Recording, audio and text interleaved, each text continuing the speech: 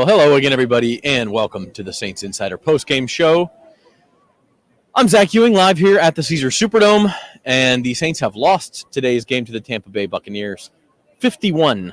51-27. Lots to talk about in the postgame show today. We want you to be part of the show as well. Leave your comments, leave your questions.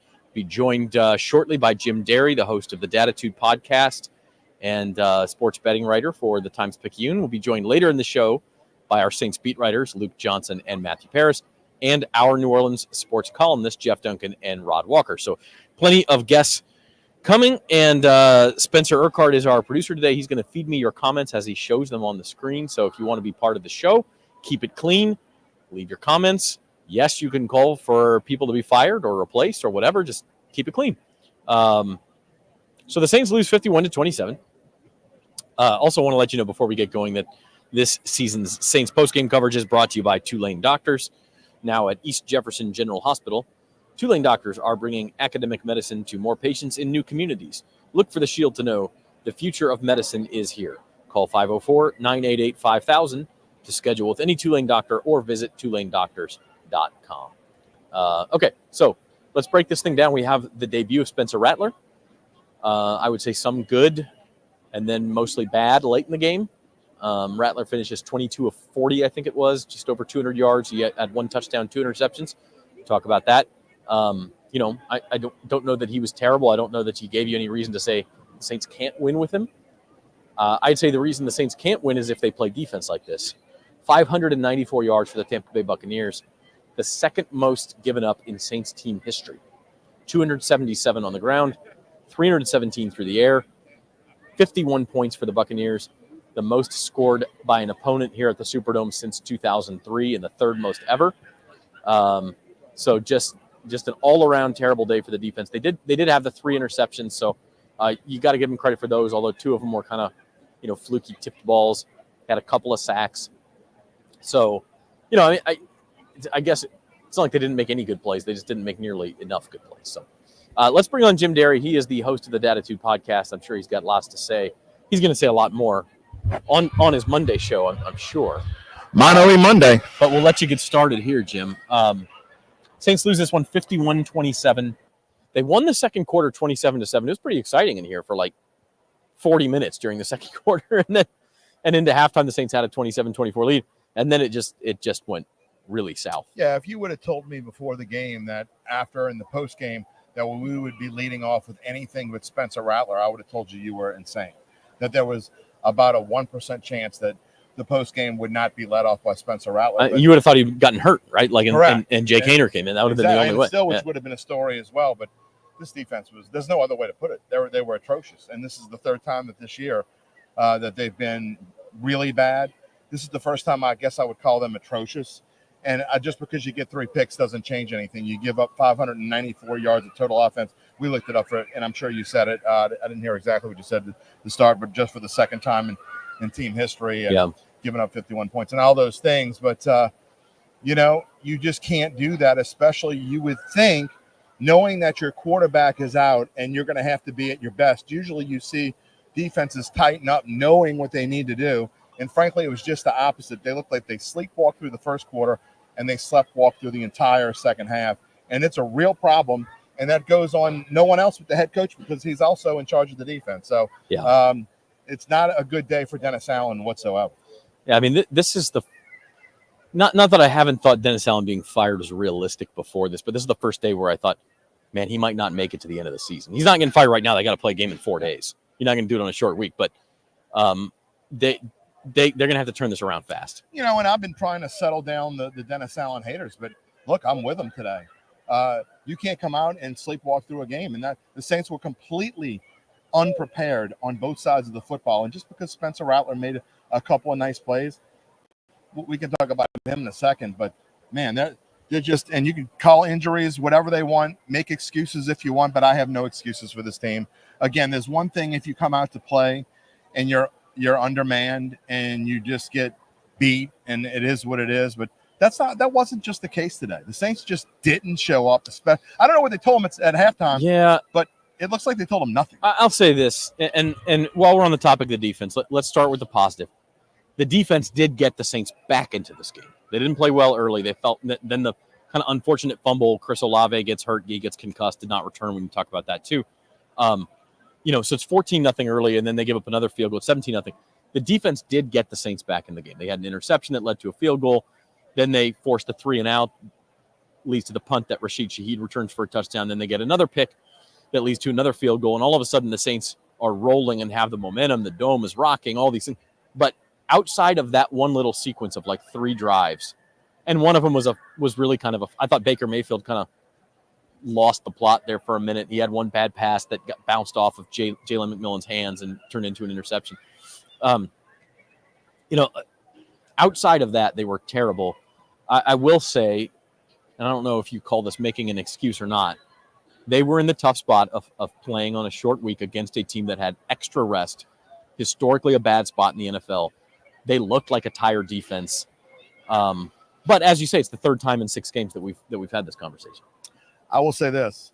The fact that they got 3 picks and got their team back into it makes it even worse for me, because it shows you that you can do it. And if things start to go south a little bit, then they just kind of went south with it. Baker Mayfield is no all-star, in my opinion. Somebody will come back and say, well, he made the Pro Bowl and whatever. I don't care.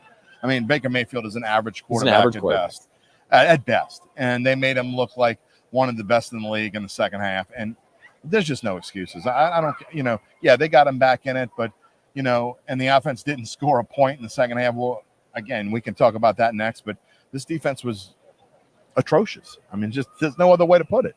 Yeah, especially in the second half. A couple of comments. Dustin McCann, when a team can play with quality teams but lacks discipline, that's on coaching.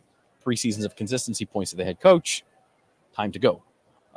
Look, my days of, again, I'm going to say this. My days of backing up, and I haven't really backed up Dennis Allen. I've just given reasons to tell you why maybe it's not as bad as some people think it is. But I'm going to be with the fans on this one. I probably won't be with them when it comes to Spencer Rattler, but I'll be with the fans with this one.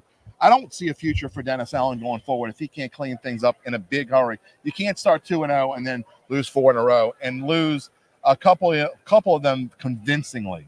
Well, and they're getting, like this 4-game losing streak, they're getting increasingly disheartening.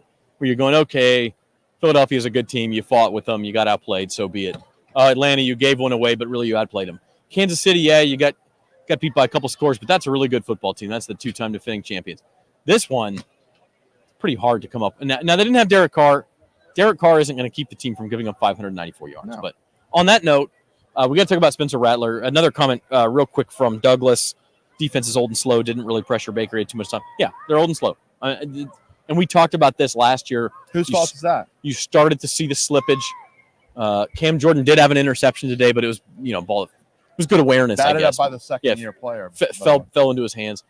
The tackling is awful. Alontae Taylor has a lot of juice, but the guy loves to hit and not wrap up, and that was a problem a couple times on the big touchdown. You're making guys I never heard of. I mean, I don't even know who number Chris 40, Godwin. Yeah. Whoever number 44 is, I have no idea. Well, Rashad White was hurt for Tampa. So whoever number 44 is for Tampa looked like some kind of Pro Bowl running back. Sean Tucker, is that his name? Sean whatever. Tucker? He came up.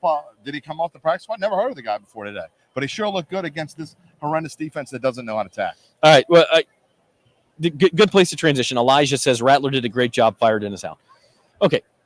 Let's have the Spencer Rattler conversation. Sure. Spencer Rattler was 22 of 40. Jim, you've talked all week on your Datitude podcast about how Rattler, okay, he's fine. I'm rooting for him, but why did the Saints choose him over Jake Haener? Why do fans think he's the savior? He did have his moments, and I will say he started this game out very well. He was 11 of 14 for 140 yards in the first, almost the first half. He missed his last 3 passes of the first half, so he's 11 of 17 at halftime.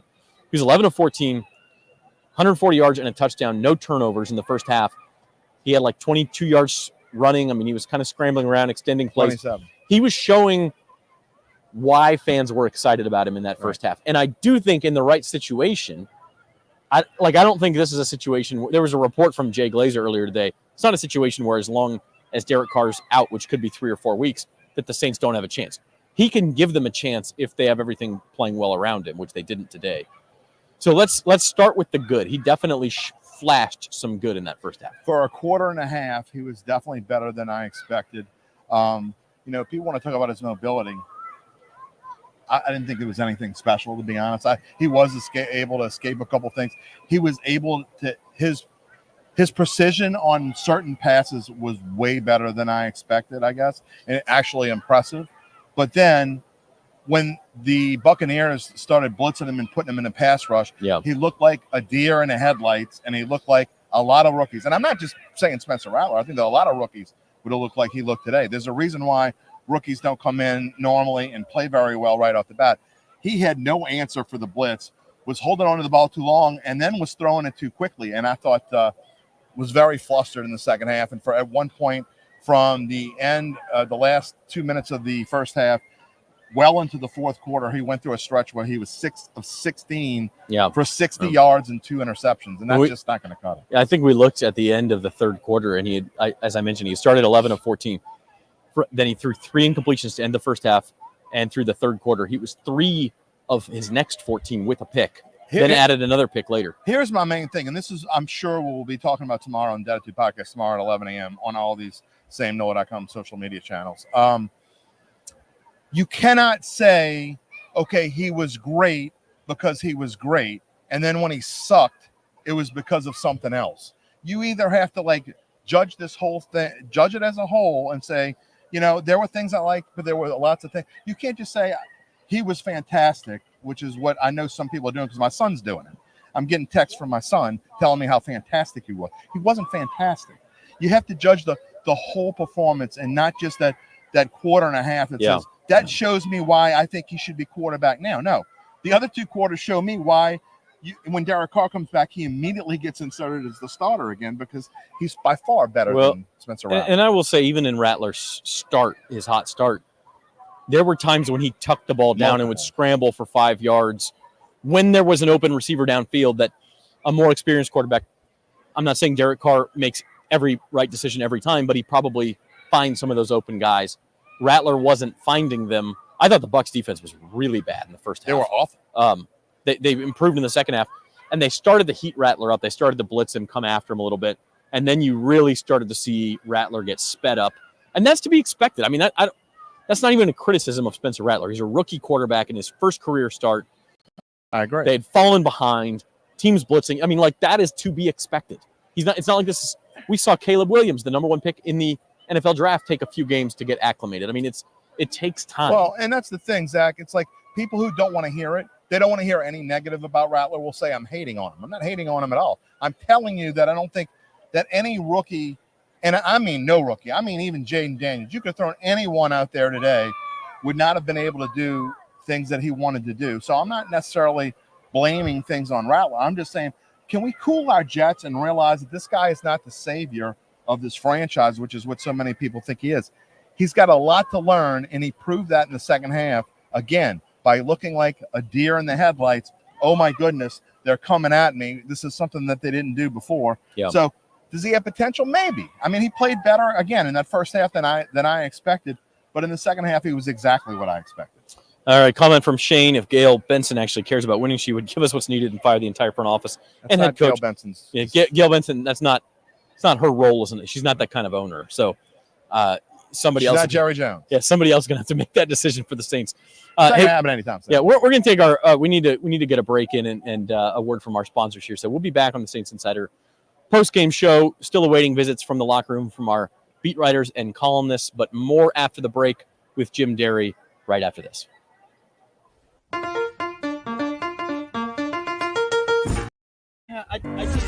Football fans, with the Caesars Sportsbook app, you can be in the game all the time. Seeking instant action? Quick Picks offers you the most popular games and markets, already built for you and ready to bet. Experience the thrill when you stack your bets to create a super parlay. Build bets for your favorite teams and players across multiple games. This season, don't just watch the game. Download Caesars Sportsbook and experience the game like never before. There's no better place to parlay than Caesars Sportsbook. Parlay Builder. There's no better place to parlay than Caesars Sportsbook. Parlay Builder gives you all the game day action from all across the league. Multiple games, legs, and props, all in one spot. It's so quick and easy, you can keep your focus on the games and your nachos. Or if you're focusing on one game, remember, you can place your same-game parlays live during the action. Caesars Sportsbook, the only sportsbook app with Caesars rewards. Your trusted Tulane doctors are now at East Jefferson General Hospital. Within these walls, you'll find our region's leaders in academic medicine, where state-of-the-art facilities house the innovation powered by Tulane Medicine, where collaborative care and compassion meet, and where our commitment to patient outcomes means a healthier future for our community. Tulane doctors at East Jeff. When you see the shield, you'll know. The future of medicine is here.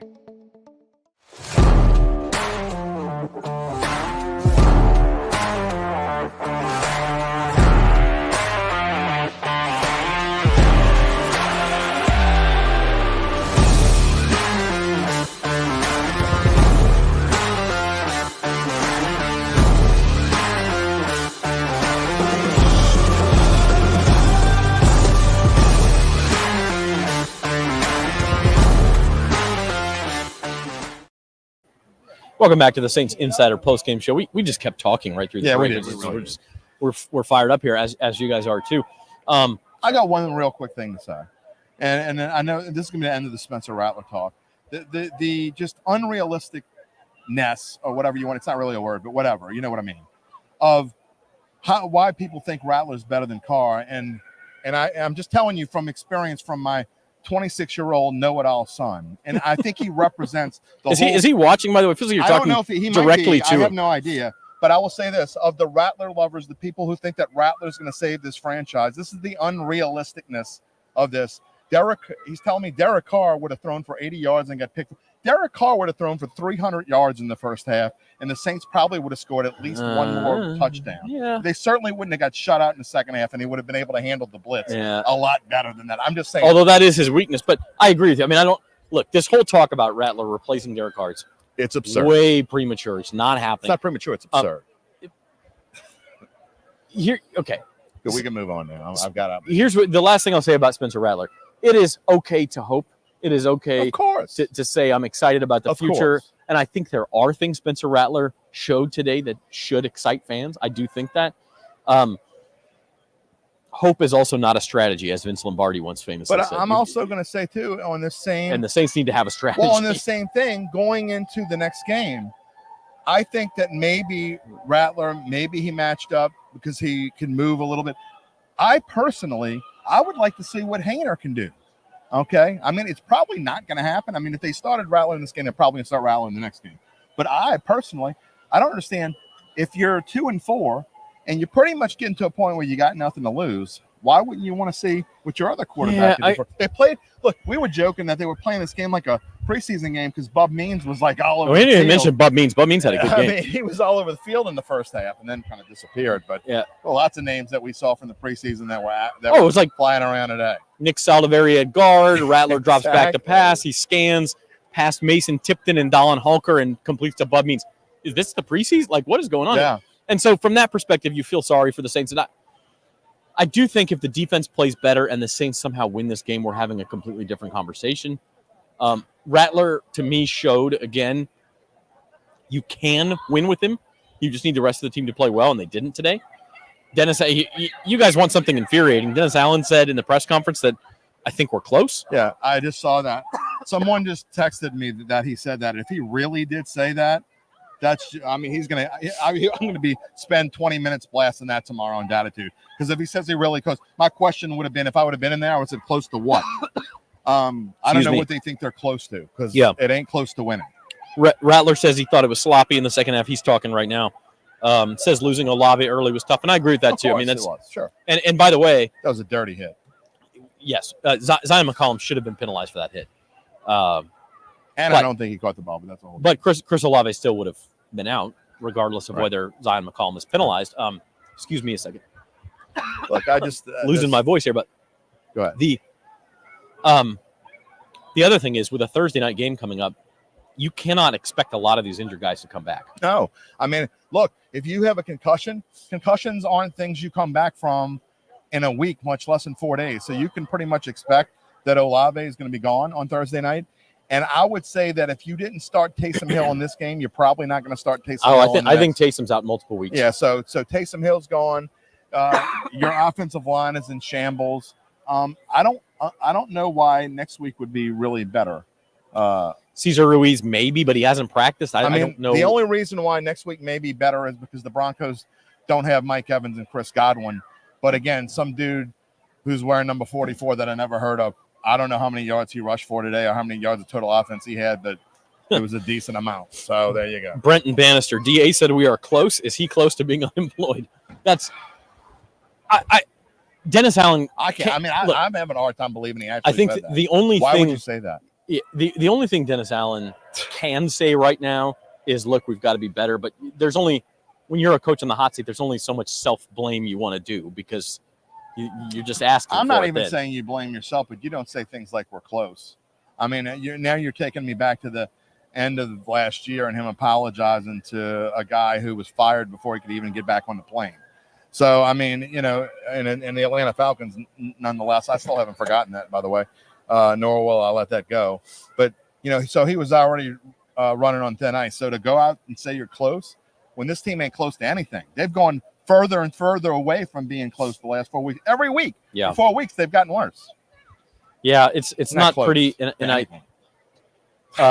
we'll see. I mean, this game on Thursday becomes a huge game. It just becomes an enormously huge game. It really does. Big picture, we talked about how difficult the first 5 weeks were. We talked about how difficult this stretch of playing Monday, Sunday, Thursday was. The Saints are in the middle of that right now.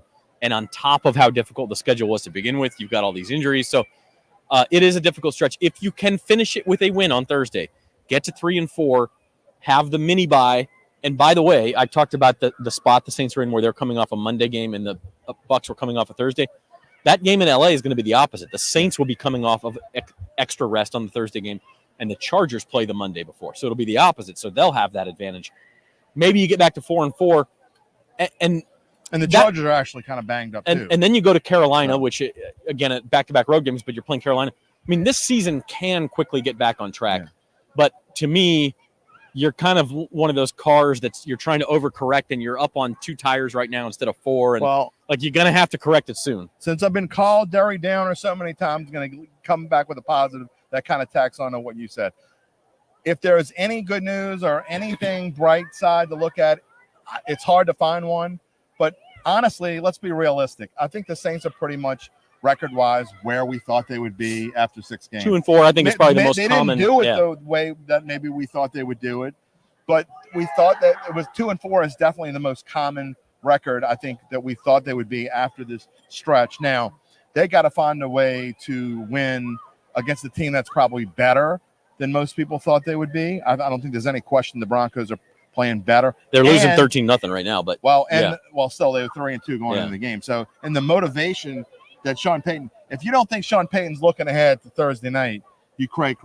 Even though that's a division game and it doesn't make a lot of sense, I guarantee you Sean Payton is looking ahead to Thursday night, and Sean Payton wants this one. So Dennis Allen, you want to talk about being close? Here's your chance to go beat the guy that everyone still talks about as, you're trying to put your hands on this franchise and turn things around and make it through.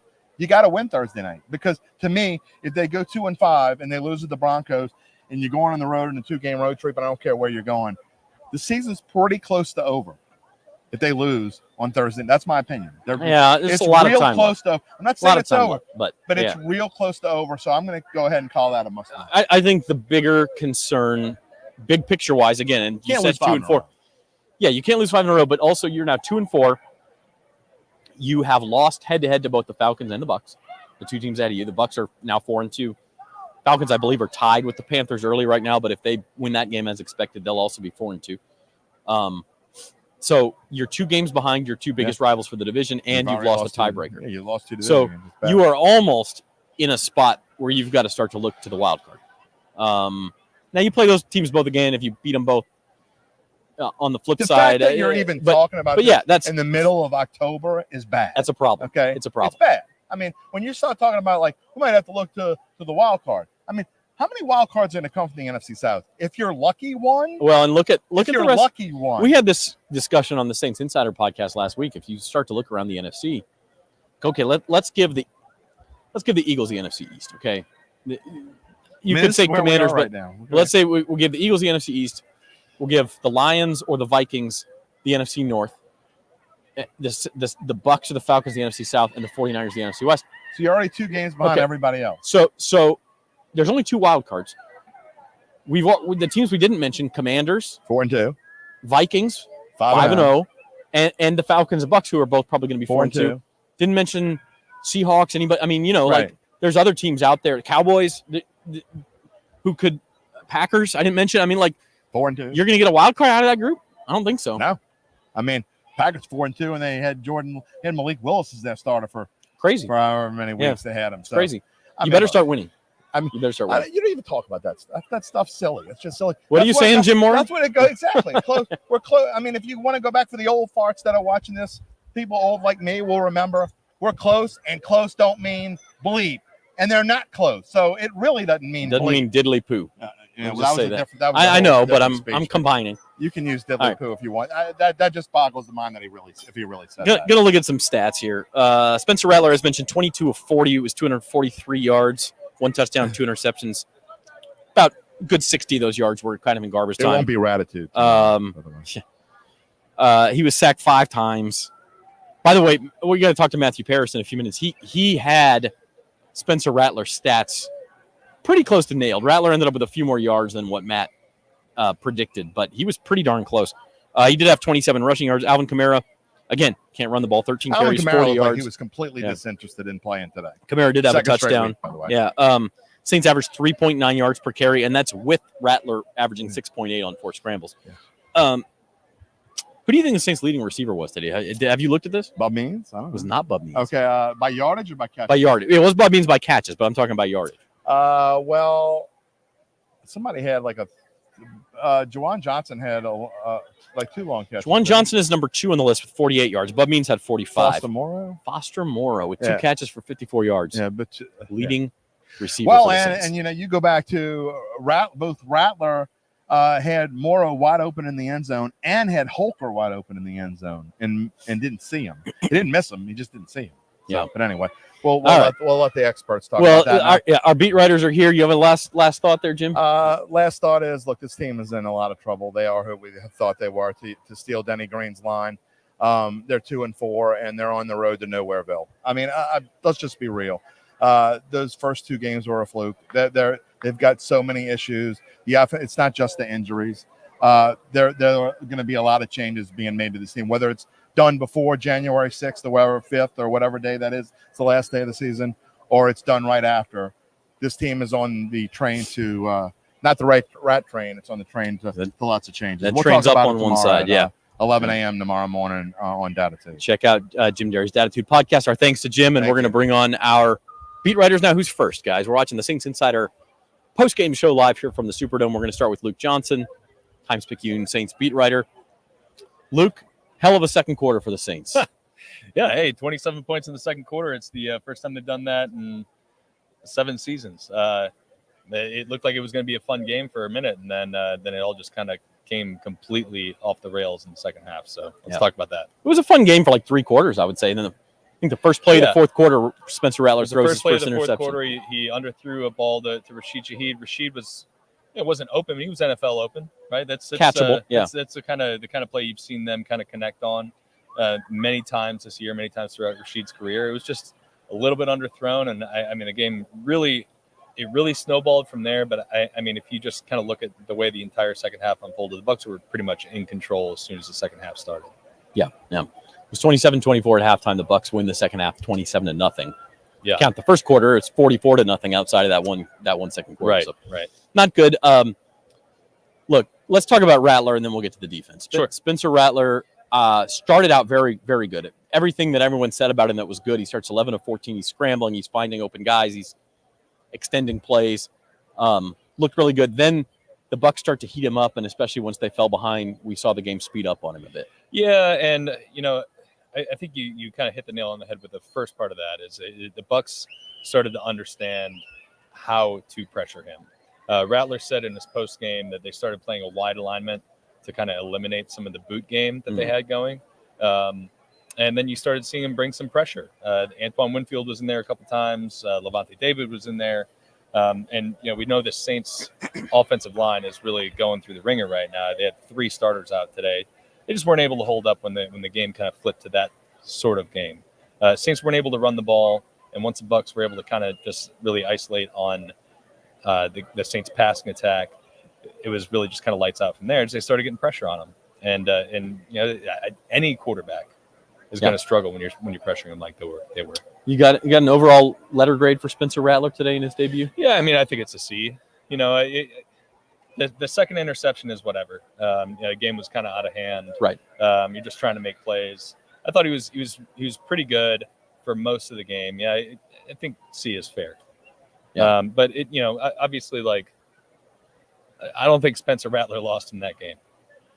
Not when you're giving up 594 yards of offense and 51 points. And granted, 7 of those points were on a defensive touchdown, but still, I was coming out here saying a couple days ago that I thought the Saints defense was going to rebound. I thought they were better than some of their yardage numbers they were giving up, and I was obviously wrong. That was just a truly atrocious defensive effort today from a unit that we've expected good things from. 594 yards for the Bucs is the second most given up by the Saints in team history. 51 points is the 5th most given up. 277 rushing yards is, I think, the 10th most given up. So historically bad performance. They did all those rushing yards. The Bucs were without their number 1 running back. That's right. Yeah, who maybe shouldn't be their number 1 running back. I don't know. Like, fantasy owners can discuss that, but point being, the defense did make some big plays, got the Saints back into this game, but then just couldn't stop a nosebleed. What were the guys saying? What was Dennis Allen saying about that? I think like 80% of Dennis Allen's press conference afterward was about missed tackles. It was bad. I know for a fact that was a point of emphasis for the team this week. I know that it's something that Dennis Allen harped on before the game even started. And I really am looking forward to seeing what the yards after contact numbers were for Tampa today, because, I mean, so many of these explosives that they had, and they had a lot of explosives, were just, you could point to 4 or 5 missed tackles on a given play. The Godwin touchdown, 55 yards, a bunch of missed tackles on that. There was at least 4 on the 31-yard run by Bucky Irving in the fourth quarter, and maybe 5, depending on how generous or not generous you're being. And that was just like a consistent theme throughout the game. This is a Bucs offense that has won vertically in the past. It's won vertically against the Saints in the past. They didn't have to do that today. And they didn't have to really pressure the Saints' best asset, which is their defensive secondary, because they were just getting the ball out to guys underneath and letting them run. The Broncos come in here in 4 days. Sean Payton, obviously returning to the Dome. And it's still early enough in the season to where nothing's a must-win, but start to look at the big picture here. The Saints are now 2 games behind the Bucs, behind in the tiebreaker.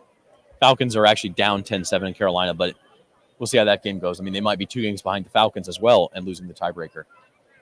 They got to turn this around now. Yeah. Honestly, like, yes, you're right, but I don't know if that's what Saints fans want to see. Maybe not. I think everybody, this game today was like the epitome of what everybody's been so frustrated with this team. They could turn it around against Denver, and they could be a better version of the team they were today. They could have very easily come into this game 4-1. They lost 2 back-breaking games, and games in which they held the lead late in the game. They could be a good team, but like they get steamrolled in the second half today. They're now 2-4. They've lost 4 straight, and I don't think anybody cares if this team is able to fix it and rebound and have a decent season, because the cracks in the foundation are there. Everybody, I don't think people are wrong for feeling that way. Yeah, I'm not a you should root for your team to lose to get a better draft pick guy. Me either. But at some point, you do kind of get closer to that. This is just kind of a repeat of stuff we've seen for years now. It's really, really frustrating for Saints fans. Like, we see it on social media. We hear it when we're talking to people. I'm sure the commenters on this very post-game stream that we're doing right now are not happy. We got the word fire in there a few times. Yeah, I believe it. Look, can they turn it around? Yes. Can they turn it around this week against Broncos? Short week? Yes. Is that going to matter? I don't know. Yeah. Well, we'll find out. We're like 96 hours away from from being here again. Yeah. So we will find out. He's Luke Johnson, Times-Picayune Saints beat writer. Read his game story right now on NOLA.com/Saints and in tomorrow's Times-Picayune. Thanks, Luke. My pleasure. All right. And his beat writing partner is Matthew Paris. And I'm going to start with some props, Matt. You call, I mean, you were a little bit off on the yardage. Spencer Rattler kind of garbage timed you a little bit there, got like 70 garbage yards extra. But you had the 1 touchdown, 2 picks nailed. If you watch our preview show on Friday, yeah, I think you had 48 rushing yards, which you all thought was a little bit high, and that was about 20 shy. But it was the type of game you were expecting from him. Yeah, and it was definitely more of a shootout than I thought in terms of just the final score. Didn't really anticipate giving up. Defense giving up 51 points. Yeah, defense gave up 44, but still, yeah. But it was the type of game that I thought, you really saw him speed up at times. I think whether that was just bailing on the pocket and taking off, trying to create something out of nothing, whether it was, trying to push the ball downfield. It was a game really reflective of a player's first start. I thought. I didn't think he played bad by any means. I just thought you could tell that it was his first start. Yeah, I was saying the same thing to Jim. Buck started to heat him up, made some adjustments in the second half, and the game sped up on him a little bit. If you had to give a letter grade, ask Luke this too. I'm curious. I'm going to survey everyone here. I thought C. I heard Luke's you heard answer, Luke. Okay. so I'm kind of stealing cheating it, off his paper. Yeah. Well, yeah, I shouldn't be cheating for C's, but I'm going to give it anyway. I thought that was a fair grade for his performance. If you would have asked me at halftime, I would have said B+. But I mean, maybe even an A in the first half. Yeah, he was really good, but they just got to him. I don't know. I think the thing I'm going to look up tomorrow is see what the blitz numbers were. It felt like they really started to ratchet up the pressure just a little bit. And then, not having Chris Olave hurts. And it feels like his best connection was Bub Means, which makes sense because that was the receiver he probably worked with most in training camp. Right, so right. He didn't have a lot of experience with Rashid Shaheed. Underthrew him, I think, on that interception. And just, he had a lot to improve on it. It's kind of the same problems that Derek Carr's been having. No running game. The interior offensive line is obviously a shell of what they expected. The bad news is they've only got 4 days to fix that. And the other bad news is this defense right now is not – it's forcing the offense to do much more than it's capable of. Is it just missed tackles for you, or are there deeper problems on this defense? What do you make of it? Well, I mean, I think the defense there are bigger problems or deeper problems, but I think it's very indicative of what their problems are, like just the lack of execution, lack of detail. It keeps them on the field over and over. Like that's their biggest problem right now is they've been on the field a ton. Yeah, and you can really see them wear down. And again on short rest. Yep, they aren't really getting a lot of pressure to get off the field either. Like it's. I really do think it's a problem, and it's why I'm more concerned about the defense than the offense at this point, just because, we talked about it after last week, is that just they are on the field way too much. They give up way too many yards, and this was the first game where the opposing team was able to punish them for that. Before they kind of held stout in the red zone, but this was a big one. Just bad performance by the defense. Completely. Bucks only had to kick 1 field goal. You got the Denver Broncos coming in here in 4 days. Obviously, it's an emotional game for the fan base, probably for Dennis Allen and some of the older players too, even if they don't admit it. With Sean Payton coming back, Drew Brees will be in the building, Saints Hall of Fame induction, all of these things.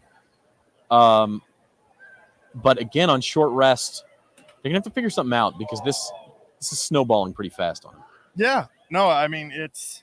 You look at the Broncos; they are a team that likes the blitz. They're playing. I mean, I think they're losing right now to the Chargers, but their defense had been playing pretty well. That's certainly going to give New Orleans offense problems. But I mean, this is the game that I thought. People always want to hit the fire Dennis Allen button like after any loss, but this is the first game that I thought that this really kind of ratcheted up the pressure on him in a real way, in that. Sean Payton is coming to town, obviously an all-time great coach for this franchise. Really symbolic of kind of maybe what they're missing, just that type of caliber of coach. And, the fact that the same types of problems keep happening under Allen is, people are unhappy with Allen, but it's just this is the first game that I thought, like, okay, maybe the Dennis Allen conversation is going to start to change to where it could snowball. Yeah, and that's forward. let's end with that. I mean, I hate to put so much on one game, especially in just week 7, which Thursday night will be the first game of week 7. But to me, it almost directs where the conversation is going to go for the rest of the year. Is this a team that's still competing for a playoff spot and can get healthier and put some things together? Or is it a team where you've got a lame duck head coach and you're just sort of questioning the direction of the franchise, even more than was already being done? Yeah, I would agree with that. I mean, the only silver lining is you could point to the back half of the schedule, which is lighter. But, I mean, there are teams on that side that look tougher than they did, going Washington's 4-2. Even the Giants have played well in spurts. I think they're better than I thought they were going to be. It's just, but that's not going to be enough to, like, the second half of the schedule is not enough to kind of erase why people are frustrated with Dennis Allen. Yeah, I don't care what the schedule is. You can't put yourself in a spot where you need to win 8 out of 9 or something. This team is just not consistent enough to do that. Right. I don't think. And then, again, that it keeps happening. Like, I know last year they bounced a little bit back and forth between 500 closer to this, but these extended kind of malaise games, it's just not, like, it's not what you want from a team. And I just think it's a reflection that I don't know what it's a reflection of, but it's well, it's a reflection of a. I mean, like, people keep saying it all falls on the head coach, and at some point he does have to answer the buck. So yeah. He's Matthew Parrish. You can read his work in Times-Picayune and NOLA.com. Thanks, Matt, and see if our columnists are deep in conversation over there, but one of them will step on. You're watching the Saints Insider postgame show. It's brought to you by Tulane Doctors, and it looks like we're gonna have Rod Walker next, I think. Yeah, here comes Rod joining us outside the Saints locker room. Rod, I'm still kind of staring in shock at that scoreline, 51-27. This not what anyone predicted, obviously, in a lot of different ways. Yeah, I mean, 50 points by a team that's supposed to be known for its defense under Dennis Allen, getting up that many points. And in the second half, it looked almost like his team had quit almost. I mean, they were just – especially in the last half of the fourth quarter. Yeah. I mean, the tackling wasn't there. The effort wasn't there. But, sometimes things just start snowballing and you can't stop it. And I think that's what happened in this one. All right, let's talk Spencer Rattler. We've repeated it a few times, but just for edification's sake, started 11 of 14, 140 yards, touchdown. Team's winning the game. Dome's rocking. Only completed 3 of his next 14. Then he throws the couple of picks late. Game sped up on him a little bit. What kind of letter grade do you give Spencer Rattler overall? I'd probably give him a C. I mean, I think he – that's 3 C's for the record. Yeah. I got him. Okay, yeah. I mean, he showed some flashes early on, and that's why the fans were so excited about him. But he also showed that he's a rookie and he's a work in progress. Mm-hmm. And, I think I feel a little bit better about him, though. I feel like this team can probably win a game with the backup quarterback. Before the season started, I didn't think they had a shot at beating anybody if it came down to Hainer or Rattler having to play. But now I feel a little bit better. But this team has a lot of holes, and it's going to take not just good quarterback play, but it's going to take good defensive play, and we didn't see that today at all. Yeah, I agree. I mean, I think you can win with Spencer Rattler. He showed that you can if the rest of the team is playing well.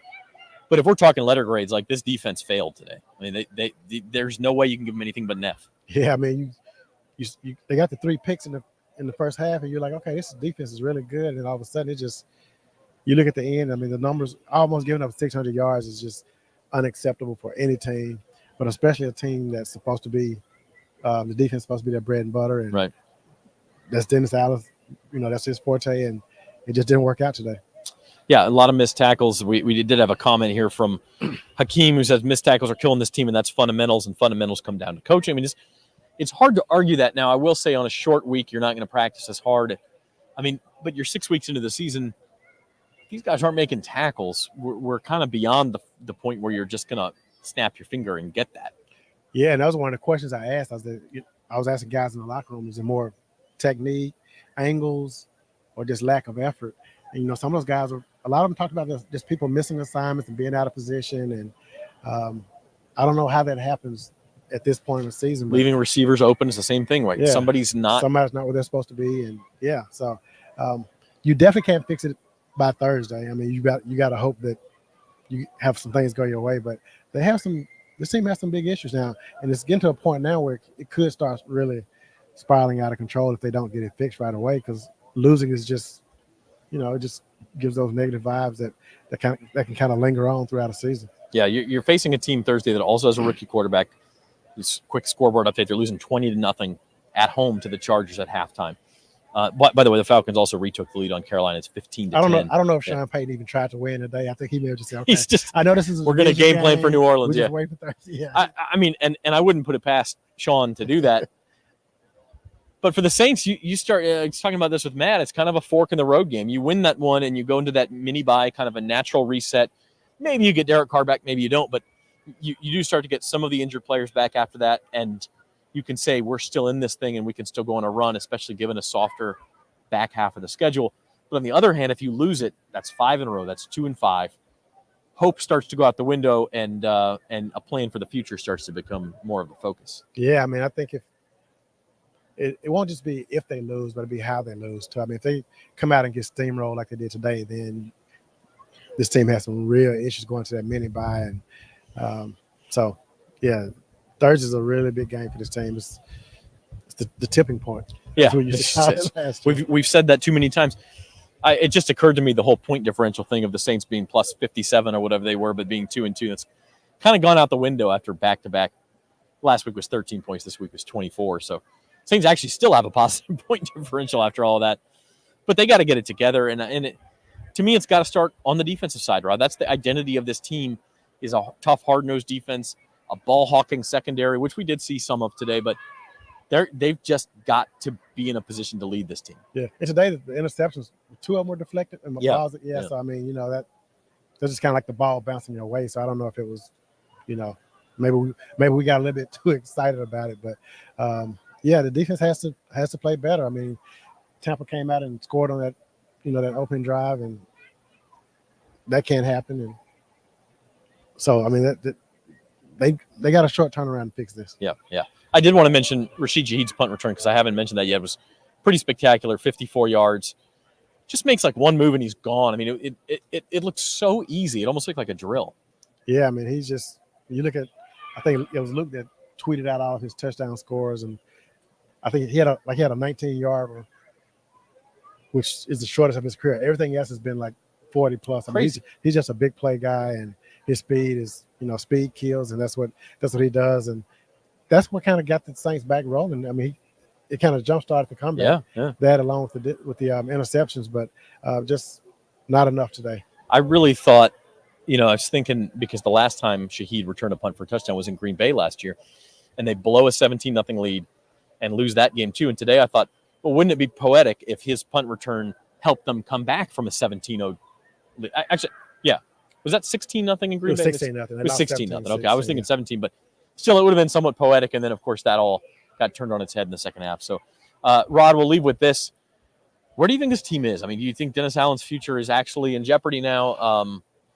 The seat certainly got warmer today, but is it at the point where we're talking about midseason changes if things don't turn around? I think typically a team that gives up 594 yards that's led by a defensive coach, I think typically a game like this would be the kind that will at least get the higher ups thinking about it.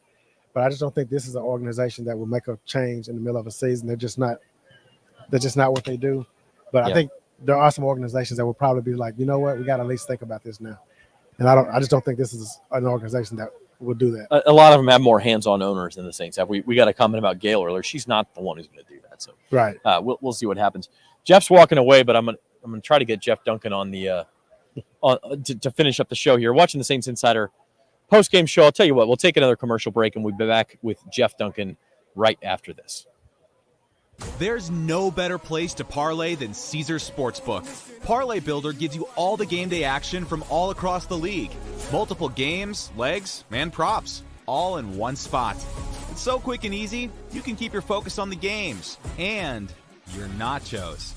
Or if you're focusing on one game, remember, you can place your same game parlays live during the action.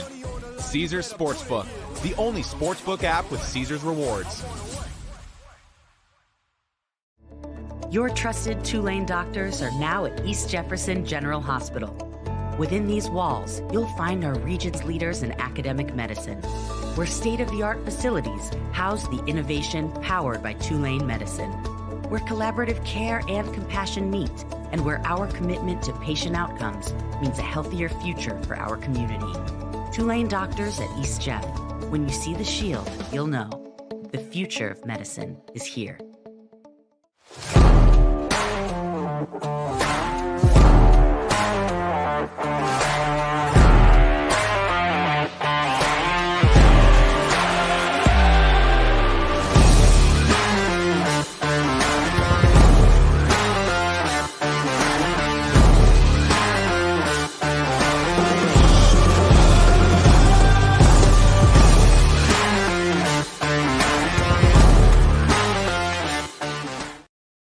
Welcome back to the Saints Insider postgame show, brought to you by Tulane Doctors. Zach Ewing here live at the Caesars Superdome, joined by Jeff Duncan to wrap up the show. Jeff, pretty wild one. I would say, just looking at the score by quarters, this may be unlike any game in Saints history. Yeah, it reminded me a lot of that. I think I tweeted out the 2018 opener where they played Ryan Fitzpatrick, and I think it was 48-40, and it was kind of back and forth. But this was a really strange ebb and flow, in that once you felt like the Saints weathered that early storm, 17-0 down, and got back into the lead, I thought they were in good shape. You know, the quarterback, the rookie, was playing well. He was very comfortable.